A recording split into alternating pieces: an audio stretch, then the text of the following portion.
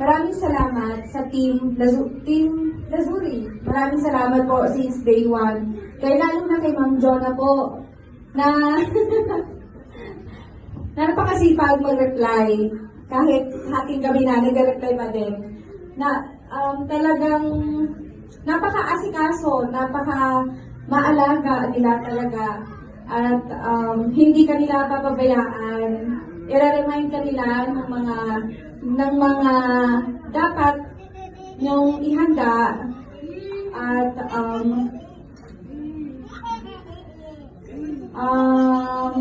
ayun, sobrang gaan po ng preparation. Dahil sa tulong po ng team ni Lazuri. Kagaya ko po na isang OFW po, talagang nagawa ko itong nagawa ko ng napadali yung preparation dahil sa team Lazuri po. Maraming salamat po. Ayan. Ayun, Team Lazuri, thank you so much po sa page ninyo. Actually, sa page namin kayo nakita. And then, first na nakusap namin is Ma'am Christina.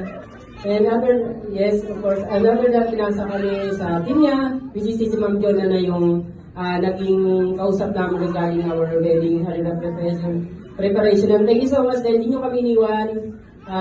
You was reminding us na kung anong dapat namin gawin, ginaid nyo kami. At walang hassle na nangyari.